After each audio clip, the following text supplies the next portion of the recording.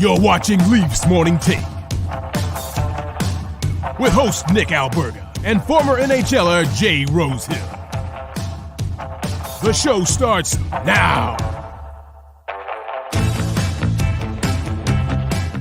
Hey, what's good, everybody? TML writes in. Whoa, excuse me. Whoa, who's that? Is that Jay Rosehill? First time I've seen that intro. Oh, baby. I was going to send it to you, but you've been out of the mix for the last couple of days. I wanted you to enjoy your family retreat. And I did. It's good to be back, though. Not too shabby, though, right? Not too shabby. Look, sounds sharp. I like it. Yeah. Things in Leafland are all good all of a sudden. All better. I wouldn't go that far. I think yesterday I compared being somebody who watches the Leafs to like wanting to shit myself on a daily basis. I think that was the depiction I had on the show yesterday. If you tuned in. Yep.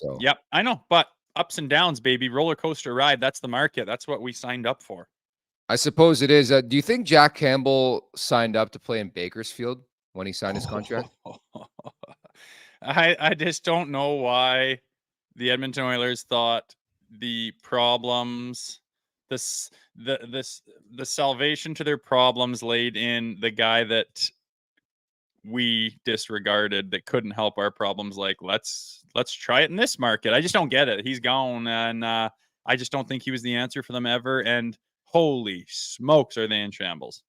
He couldn't be the guy in Toronto, so let's go to a place in Edmonton with the best player in the world and maybe the second best player in the world, and let's hope it works out. But the scary thing is, man, there's like, 3 years left on that contract or whatever it is, and now he's going to be stewing away in the American Hockey League. Like that got ugly quickly, and it's pretty crazy that in a month he went from the guy who started the opening game of the season. People were feeling positive about Jack Campbell in Edmonton. And now, unfortunately, he's headed to the American Hockey League. Nobody's claiming this guy. I know people out there would love the San Jose Sharks to claim him and him play against the Oilers coming up tomorrow. That's not going to happen. That price tag, nobody's touching that guy. No, it's just one of those situations where, your NHL career is not going to have the numbers and the games played and the days on roster that it would have otherwise, because your contract has put you out of the market. You make too much money for what you bring, and certain situations that means minor leagues for you, man. No one wants to trade for you. No one wants to pick you off waivers. No one wants to do anything with you. They just bury your contract in the minors, and it's a tough go. It's not fun. I've been there.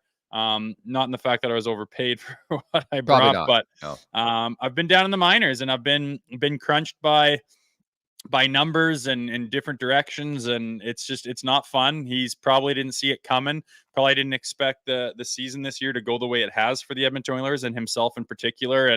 And he's finding himself in a valley right now. And the hockey career, the hockey world is full of peaks and valleys for players, and he's definitely in a valley right now. Here is the big time question for you.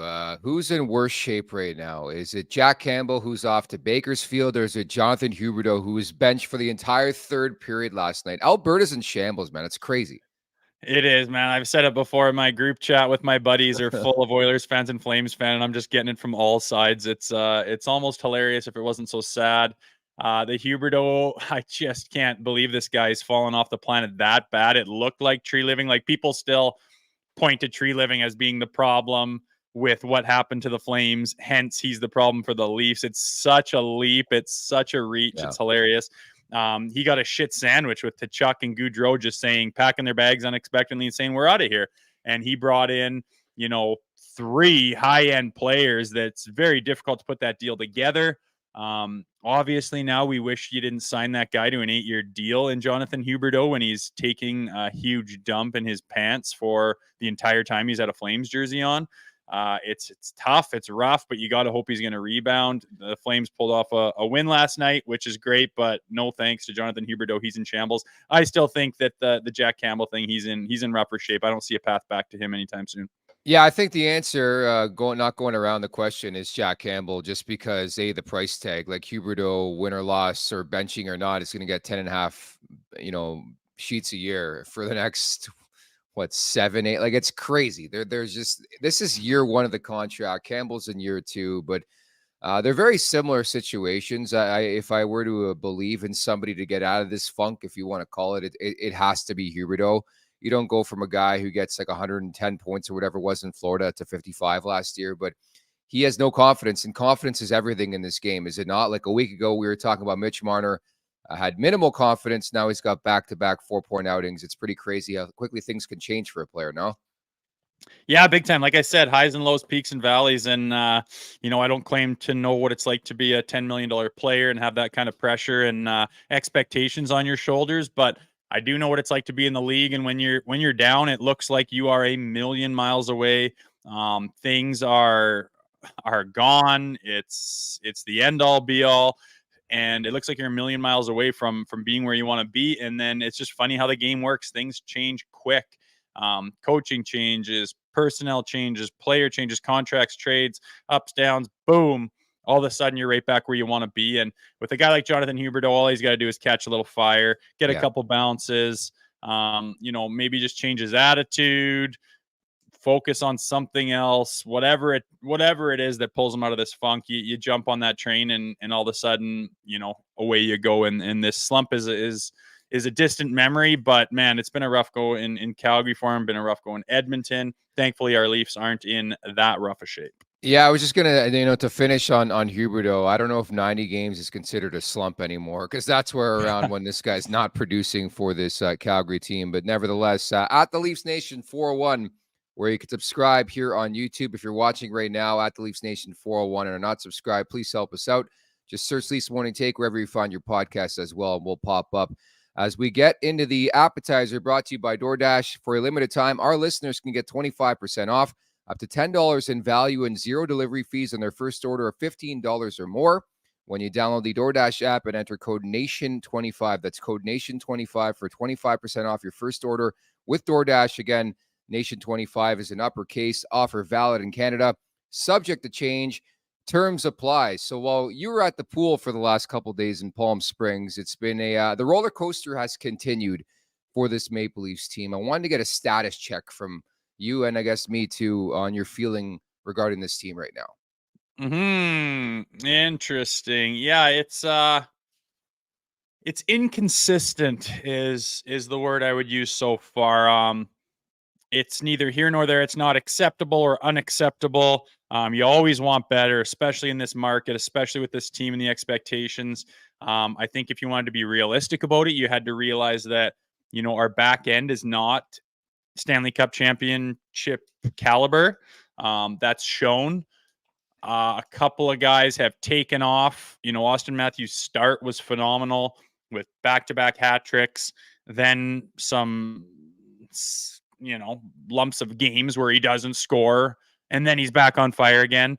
The one thing that stands out to me is William Nylander has just been on absolute fire. He has been, a point streak. He's, looking Crazy. at records potentially.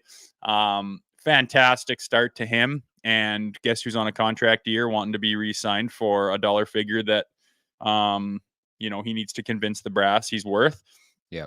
And then, my fear this year, I don't know why, I think I mentioned it, but didn't want to be that guy, that I was a little bit, I had no reason to worry about it, but no one was talking about Samsonov going into the season. It was just an afterthought that he was great. And I'm just like, what about that sophomore slump with Sammy where, you come in with chip on your shoulder. You want to prove yourself. He did that his first year here. He played great. He got the starting job.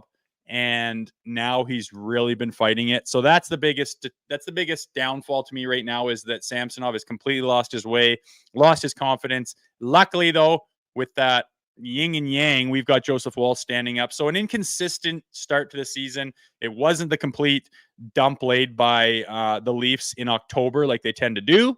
Yeah. So you could say that's a positive, but we're moving on to November. And I mean, I hate to say it, but Matthew Knies, all eyes on Knies. I was waiting to see how long into the show it took 10 minutes to bring up the top line left winger. Don't worry, we're going to get to that conversation. The boy. Yeah, he's your guy. He's our guy here on this show. Will he ever be on this show again? Unlikely. It's probably an inside joke. The chat will have no clue what that means, but nevertheless, I think that's an accurate assessment of the goaltending. If you do recall, we had that conversation quite a bit in the offseason. And my concern was actually with Joseph Woll, which is ironic because he's been a brick wall for this team, and it's been the other guy who can't make a save. And I thought it was perfect that Carter Hutton was subbing in the last couple of days just because he was a goalie in this league. Like Sammy's lost it, dude. Like he's fragile. I'm sure you've been around goaltenders in your career where like the guy can't make a save and he's sounding off and he's doing shit that you never thought was possible. He's throwing his helmet like he's spazzing. And it affects your home life too. They're throwing him out in there and then the media too. Like it's just a tough time for Ilya Samsonov. But I did say this on the show yesterday. I think the silver lining is the fact that I think the Leafs play 5 times or something like that in the next 17 days because of the global series. So if now's the time to figure this guy out, it's probably a good time. Yeah, I think so. I mean, it's an unknown, right? Is he going to find his form? You'd think that, peaks and valleys, ups and downs. You got to grind through this slump, and that's kind of all it's been so far. But this year we haven't seen him play well, like at all. We haven't really seen any flashes, maybe shifts put together where he makes a big save here and there, maybe the next shift, and you're hoping he's pulling it out, and then a weak one, then another position, and he just looks scrambly. Like you say, Hutton's on here. You can break it down a lot better than me with his background in the goaltending position, but he looks out of position. He looks scrambly. His angles aren't there. He looks like he's always fighting to get into position, where you contrast that with Joseph Woll right now. Yeah. He's just always in position. It looks very easy for Woll. It looks very difficult for Sammy, and it's because you're out of position. You're scrambling to get there, saying, holy shit, the puck's moving back and forth so quickly the way these guys snap it around in this league these days. And the guy's fighting it. There's no doubt about it. With that comes tons of frustration. I have no problem with him smashing his helmet down. I'd rather him just do that than just calmly sit down and just be a freaking zombie robot. Like, what the hell's going on in that guy's mind? At least he is pissed off. He is not happy. This is not, acceptable to a guy like him. And I like to see it. It doesn't bother me one single bit. Of course he's pissed off. Is anyone surprised? How would you feel if you were on that stage? Terrible. You had all that pressure and you smashed it. You get crushed like that. You're going to smash your helmet around. I'd smash a hell of a lot more than that. I'd be losing it. And then I'd go to work trying to fix it, which I'm sure he's doing. And you say with the global series, that's helping him. I hope it's practice that can help him. I can't imagine. I don't get why. Like, what is he, unpracticed? He had the whole summer to practice. I saw a video today. He's skating with Shane Doan, Curtis Sanford. The road to recovery has started.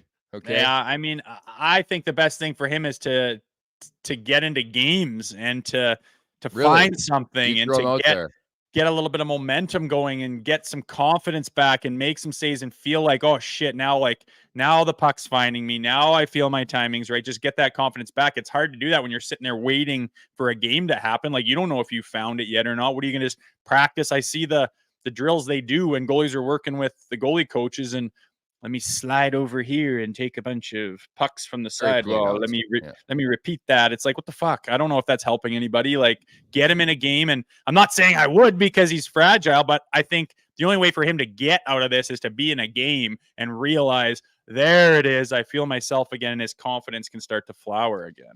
It's called a mental reset, okay? Oh. This guy's gone full Jack Campbell. If you do recall, it's happening again. It's the same movie. This is like the sequel starring Ilya Samsonov. And, I'm not making joke of it. Mental health is a real thing, especially in the crease. But a mental reset, that's what I mean. Like, not facing a game shot for a little while is probably a good thing. We talked about this yesterday. We laid out the next 5 games. I think Woll starts 4 of them. I would start Sammy on Friday night against the Calgary Flames. Like, that's the opponent, because you're not putting him out there on Saturday against Vancouver. Ottawa is going to be in desperation mode. Like, we'll start in this game. Then you got the 2 games in Sweden. You play Minnesota and Detroit. I think 4 or 5 makes sense for Woll, no? Yeah, I think so. You're riding the hot hand. We've talked about this. Yeah. Who's going to start, who's going to play. And you're riding the one hand they have. They have one hand right now.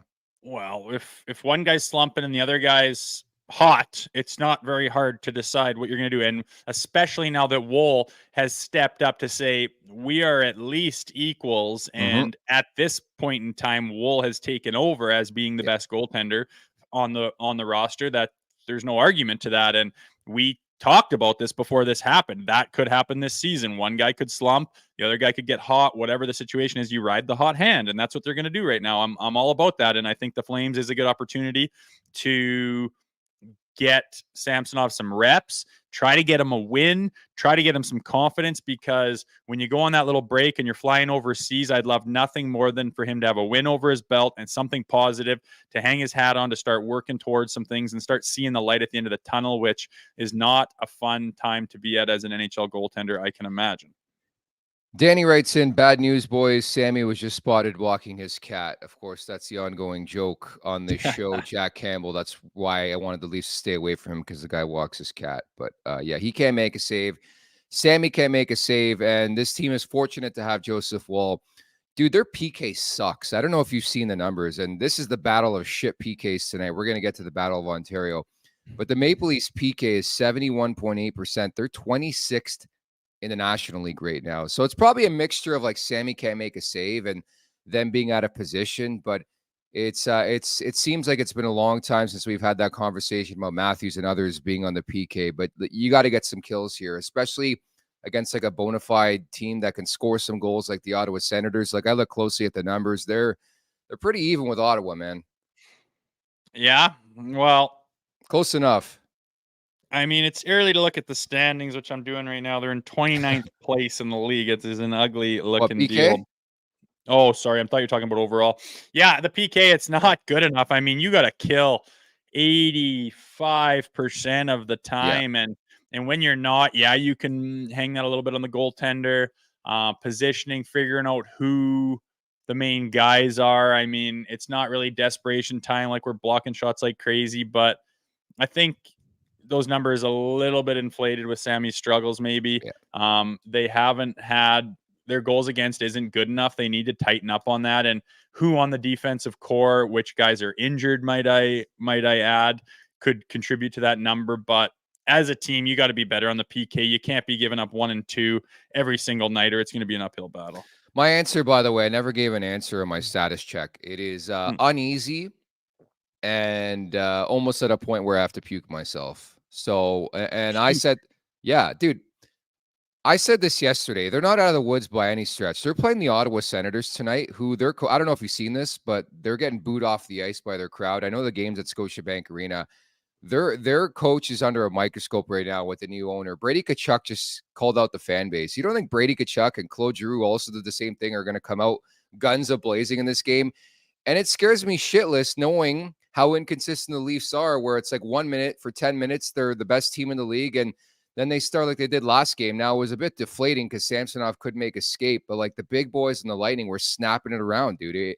It felt like an all-star game in the first 15 minutes the other night at Scotiabank Arena. So maybe that's where the uneasiness for yours truly comes from, is more so I have no clue what Leafs team's going to come out tonight. And defensively speaking, man, like I don't know what they're going to do, how they're going to do this, but the fact that Lagesson and Benoit have probably superseded anything John Klingberg is doing tells you all you need to know about the state of this team right now.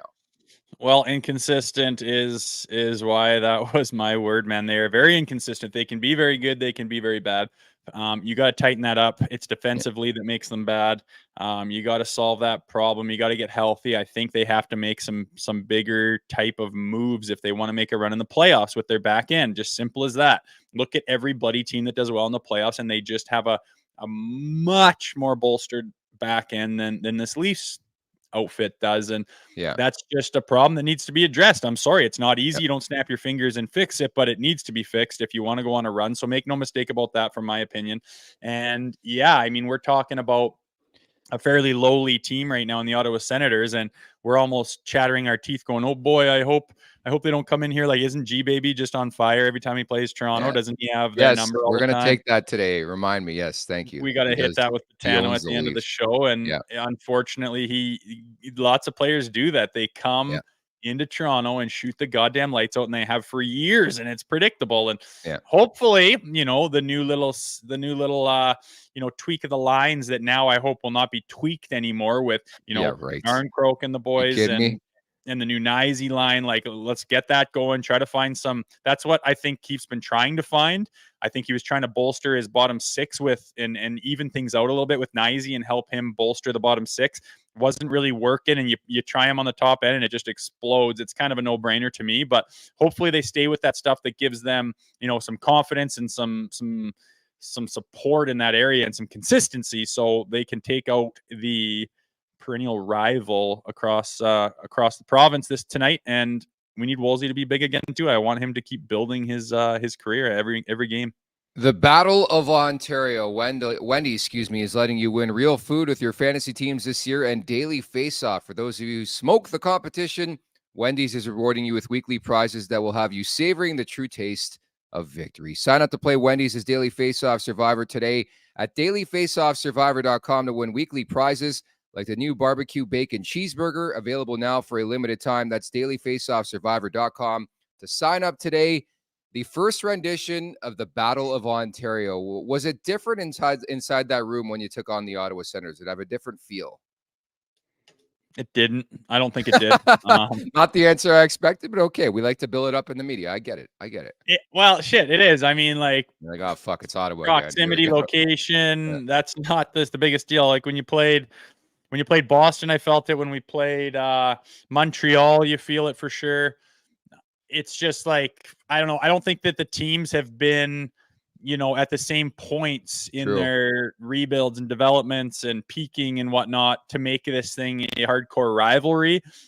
Certainly they're in the division. You want to beat them, but it's not like, oh my God, this feels so much different. We got the Sens tonight. I didn't feel it. I don't think that's real. And I think it's because the teams weren't at the same point in their peaks and valleys at the same time, especially when I was there. And especially right now, I just don't think that, they have that rivalry set, just since they're not really fighting for position in the standings. I don't know. Maybe it's just me. I could picture you sitting in bed, your afternoon nap just before the game, and all you're thinking about is Matt Karkner and how he's going to just pump the tires off you. And that's why you couldn't sleep. I don't know. Karkner, Neil Smith, they had some Frankie Lassard, they had some meat over there when we played. So yeah, you're getting up for it, but I'm not saying it's so much different because this incredible rivalry of the Sens. I didn't feel it. Sorry, dude. That's fair. You know what drives me nuts? I was watching hockey last night.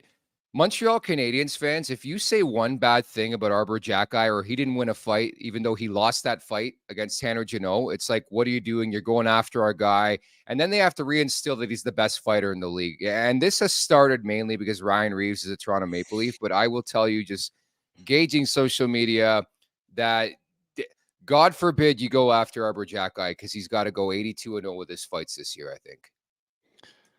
Well, he pulled the shoot in that fight. Like, he's holding on, he's on his feet, and then he just goes straight down just to end the fight. Just didn't feel like it, just bailed. And I mean, guys slipped on a banana peel. Like nothing was there. You just slipped and fell down just to end the fight. And Jeannot was getting loose and cranking on him. And Jack, I'm sorry, like, go look at the video.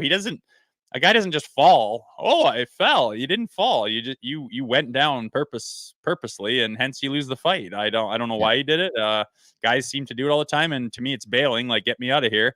Not that he's scared. He's proven he's not a scared player. He's tough as nails. I don't know what the deal was there, but I guess he just wanted to show up and grab him and say, hey, you don't hit our guys, and say you got in a fight, but wasn't really interested in going to war at that point in time. I didn't think. I thought he completely bailed and fell straight backwards to end the fight. Sorry. So a couple, you're right, because what reinforces that is like the next period, I believe, or it might have even been the third period, he sort of jumped Jeannot in a scrum, and Jeannot was bleeding. So that reinforces the fact that maybe he knew that Jeannot got the upper hand and was a bit pissed off about it. But the irony in the fact that he actually stepped up to the plate to fight Jeannot because of a hit on Slavkovsky, right? So everything came full circle. It's just something I noticed. Anyways, it's the Leafs and Senators. Ottawa's dropped 5 of 6 here.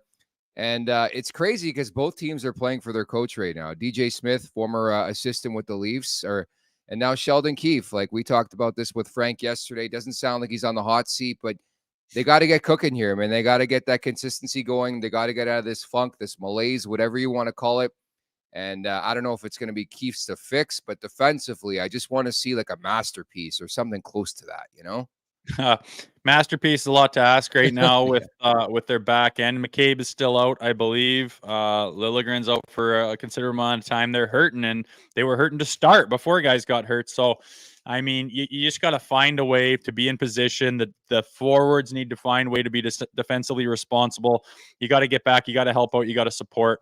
You got to help out your goaltenders. Just defensively, even the offensive players who aren't known to be very defensively responsible. You just got to have defense on your mind. You can't take little shifts off, and you can't cheat in the D zone. You can't be going to looking for your cookies because it'll bite you in the ass. You don't have enough back there to bolster you. You know, you're not, you don't have what the Vegas Golden Knights had last year, where you can cheat and you can get away with it. You don't have to back check, and you can lose your assignments and they'll bail you out because you're so heavy back there. It's not the case. It's not even close. So yeah, you need to focus on that. You need to have a big game. It's got to start with that. It can't start with, oh, we got to score 7 tonight.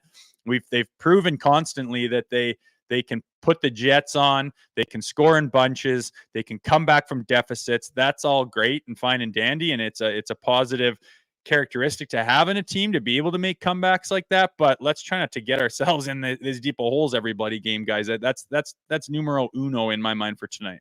Yeah, the recipe's like, okay, let's get down into a 3-goal hole. Then Austin Matthews is going to get a hat trick. We're going to tie the game. We're going to let them score again. Then we'll win it in overtime. But hey, the great thing about the OT other night is David Camp didn't fucking start, man. Like, enough of this shit. Just put Matthews out there. You pay him $1 billion a year. He wins or loses the faceoff, and you deal with your fate. So I'm happy they crossed that hurdle, and Matthews started, and they buzzed around, and they score the winner. There's even a bit of a pop at Scotiabank Arena when Yarncroke scored that goal. Maybe fans can smell the desperation of this team right now. I want to give you the floor because a lot of people are asking for it in the chat, for you to just go off on your homeboy Matthew Nyes in the top line. Had a pretty good first game with the big boys.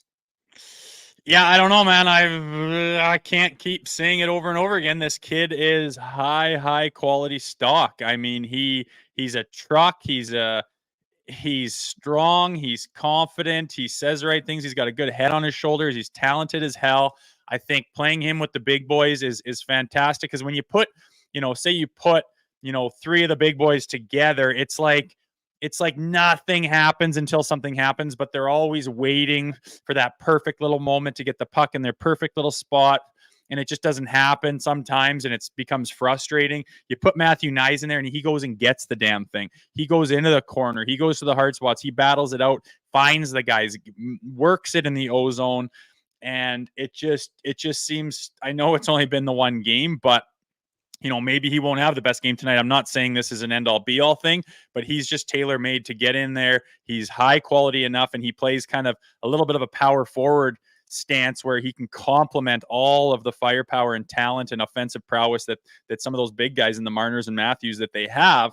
And it just fits well. And I'm glad they gave him the shot, and I'm glad it worked out. And it didn't surprise me at all, because the kid's an absolute stud. I like everything about him. He's a little bit older. He's not 19 years old for a rookie. He's played college hockey. He's got some experience. He's more of a man than some of these young guys you see. And I think he's ready to take that step. And everything he's shown us since putting on the Maple Leaf uniform has said that he is, in fact, ready. And I love to see it.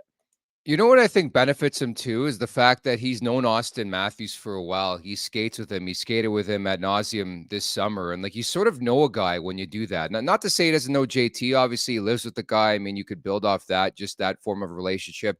But just the fact that he's been out there a lot, you would have to think with Austin Matthews, the little tendencies and stuff like that. And especially a player of that ilk, I mean, it shouldn't be, a brain surgery to figure out what to do in that type of role. Get your ass in front of the net, which he did in the first goal the other night. Get that puck, retrieve the puck, get it to Matthews, right? But I think the tenacity is going to work perfectly, especially when you add Marner to the mix and then obviously Matthews. 100%. They complement each other. He gives them what other guys don't. He gives them what they're not really able to do. He can go in there first and run down the D-man and muck it in the corner and use his body and use his strength and use his speed to get that puck. Then once the Leafs have the puck, they can get it to Austin Matthews, where before when you see 3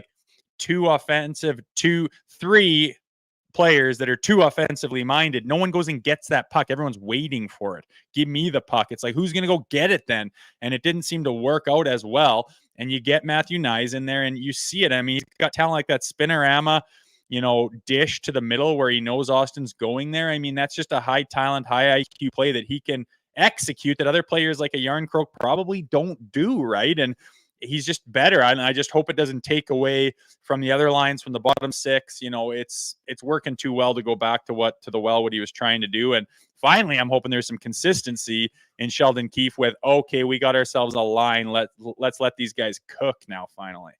I'll bet you a box of covered bridge potato chips that those lines last about 7 shifts tonight. I have no faith in these lines lasting just because Sheldon Keefe just gets horned up about changing lines. Duke writes in, Rosie just put in a bid on a Nice game used jock. That's fair enough. We do love Matthew.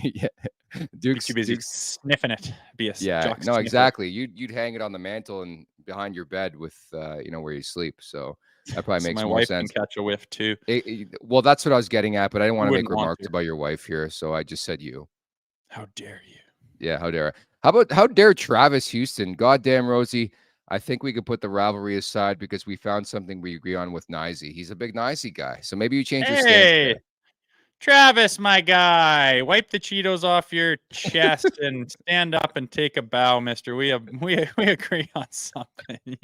Duke writes in, Rosie wants to wear his jock like a goalie mask. Jesus. Hey, big fan. I don't care anything about Nicey. Good, solid fella. Fits this line perfectly. Producing every second since he's been on our show. He's done nothing but positive things. Fucking twice we got Matthew Knies, and that's our claim to fame. We've had nobody else on this fucking show but Matthew Knies twice. And Wayne Gretzky. Sure. And Wayne Gretzky. The guests are not a problem, and that is, I'm gonna say, that's your department, man. Hats off to you. You collect the guests. I'm supposed to be the ghost producer. Nobody's supposed to know who books the guests, Rosie. We're a team, buddy. You need it. It's you. I'll give you your accolades. You do good at that stuff and get them on. And as soon as they're part of the Maple Leafs, their PR team shuts it down because they don't have any control of us. Yeah. So whatever. We'll work on that. We'll work on it. You know what the Leafs have been working on? A new third line. We got Robertson, Domi, Yarncroke. Did you like Domi up the middle? Is he primed for a breakout here, Rosie? I hope so. Something's been needed to jump him. He's been kind of fighting it a little bit, and that could just be it that reignites it. With coming up from the Marlies and whatnot, that he's going to be sorry, not Nicholson. What the hell? I'm absolute brain farting right now. Robertson. Yeah. Nick is going to be chomping at the bit to stay in the league. He got a little scare there this year where he's not even close really to making that roster. It seemed like it's like, wow, man, you're falling down the depth chart. So he's going to make a charge, make the most of it. Domi's looking to break out, and I like Yarny. Being that he seems to always be like, oh, can you play with Matthews? Can you play with Martin? Or can you play with these guys? And he's always like trying to step up to the occasion. Now he's like the veteran. He's like the calming presence on that line, and he can go and produce and get things done and show the way and take those guys under his wing and say, on the bench, let's do this, that, let's check out this video here and chat them up in between periods and kind of be that veteran leader for that group. And it just seems to fit nicely. And the first time they put them together, they seem to have success. So it's an optimistic thing in the roster right now for sure. Cautiously optimistic, I am. I think it allows him to use his speed a bit more. Like, I think that's the one thing I noticed the other night was Max Domi's speed. Like, the guy's fast, and that's one of my many takeaways early on with this team. They can play way faster, and when the Leafs are on top of their game, they're zipping it around, and they're fast and they're quick, and top to bottom. Yeah, exactly. And I haven't seen that. Yeah. I haven't seen it from this team yet, I agree. Yeah, they're fast. They can be fast, and they don't really show that enough probably. And, I think you stop dicking around the lines, get some chem going with some lines, and let these guys open it up and trust each other and not always be feeling it out. Like, how annoying is it to always be feeling shit out? Can I cook here? Can you let us go? Can we get used to each other? Can we get some jam going here and some gelling happening? It's my biggest knock with shuffling the lines so bloody much for an entire year. It's like, man, you're not letting these guys cook. Let them open it up. Let them have confidence. And hey, I know that Yarny covers me when I pull this out of the D zone and wheel it in this direction on this play in this situation. You can have trust that, no, we've done this enough times. I know I'm got a green light. I'm good to go here. And you don't have that when you're feeling each other out, and they've never been able to get comfortable with each other. So hopefully now that we've had, I know it's just one game, but it seemed to be kind of a standout game with some lines actually finding some gel, lightning in a bottle, let it cook. Hopefully we can stick with this. And the first sign of a little hiccup, he doesn't dismantle the whole goddamn thing again.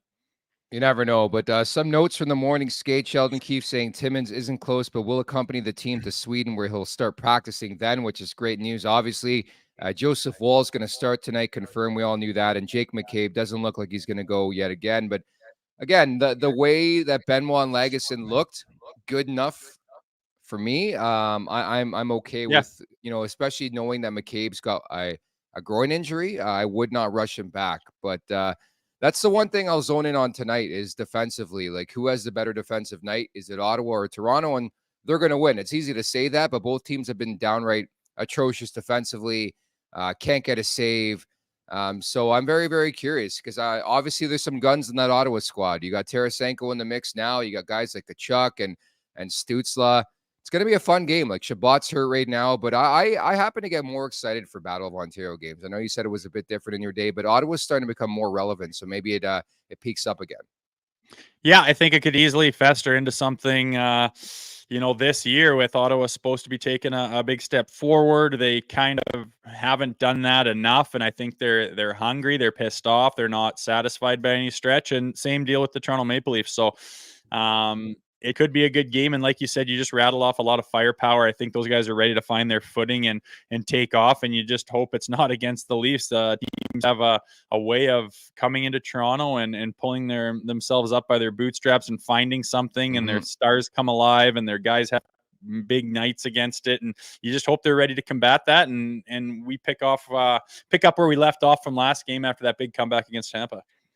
You know how badly people feel about Ilya Samsonov, man? I was on X the other night, formerly known as Twitter, and people were legitimately asking for Matt Murray's whereabouts. Like, that's where we've gone. And the only reason why I bring this up, you and I went to a game last January. We're like, a Matt Murray revenge game. He's going to play the Ottawa Senators tonight. We show up. He hurt his ankle in the warm-up, and we show up for the anthem, and he's wearing a ball cap. So he didn't play in that game.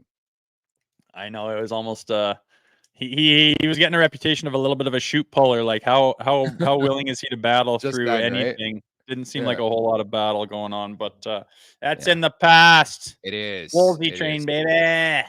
It just seems like the goalie drama never ends. Like, I could only wonder what that feels like to have a Vasilevsky or a Shesterkin or a Hellebuck, where it's like, you're not going to have to talk about this for like 10 years. But it seems like in Toronto, regardless of who it is, the conversation's always to be had, but never, it's always, appetizing and amusing at the very least. But the Betano wrap-up is presented by Betano.ca.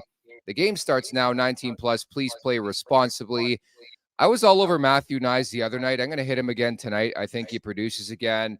I would look at the Matthews shot prop. We mentioned Claude Giroux as well. Always seems to get the upper hand on the Maple Leafs. And I think I'm probably looking at the over in this game. I just don't feel great about either of these two teams defensively. Yeah, that's a good call. The over is probably one that could hit for sure. If all the firepower we just mentioned continues on with what it's capable of, and their defensive woes are still there, which they very well could be. It could be a high-scoring affair. Check that out for sure. What about Nylander and his point streak? You could hit on that. I imagine Vegas is on that pretty obviously. But again, Nyes playing with those big boys, I imagine there'd be some value and some points there as well. Lots of value and fired up for the first rendition of the Battle of Ontario. Join us on Thursday as we recap this one. And also Elliot Friedman, NHL insider extraordinaire from Sportsnet and Hockey Night in Canada, is going to drop by. We're going to get a temperature check from him as well. So we got one from Frank yesterday. And Thursday, it's going to be from Elliot Friedman regarding everything, from Ryan Reeves to Klingberg to Tree Living to Sheldon Keefe, the trade market. I know there's been some whispers. Calgary's ready for action already. So we're going to get to all that tomorrow, Rosie. I wonder if Elliot's going to show up looking like he combed his hair with a piece of salami again. That's a good way to get Friedman on the show. Chirp him. And then he watches like, we're not. He loves it. I know, loves that shit. It's a stick. It's a shtick. He's not soft. Yeah, Freege is the best. So Friedman will be by tomorrow, and we'll chat then. Rosie, enjoy the game tonight, buddy. Good to have you back. Sounds good. Let's go, Leafs, and take that Battle of Ontario numero uno tonight. It's a huge battle, lifetime generational battle that means everything. Let's go. I like that. Good pick me up. You pumped it up. Start on time, to quote Mike Babcock. None of this bullshit where it's like, let's 3-0 before I sit down on my couch. Okay, let's not do that anymore. So Battle of Ontario, round 1 tonight. Thanks to everybody in the chat. Thank you to producer Aaron Bordato. Thanks to Jay Rosehill back in the mix. I'm Nick Alberga, and we'll talk on Thursday. Peace out. At the Leafs Nation 401. Don't forget that either. Thank you for watching Leafs Morning Take. Hit that subscribe button and never miss a show. And for more, visit theleafsnation.com. TheLeafsNation.com. If you don't know how to spell the Leafs Nation, you know what I mean? But hey, sometimes you never know.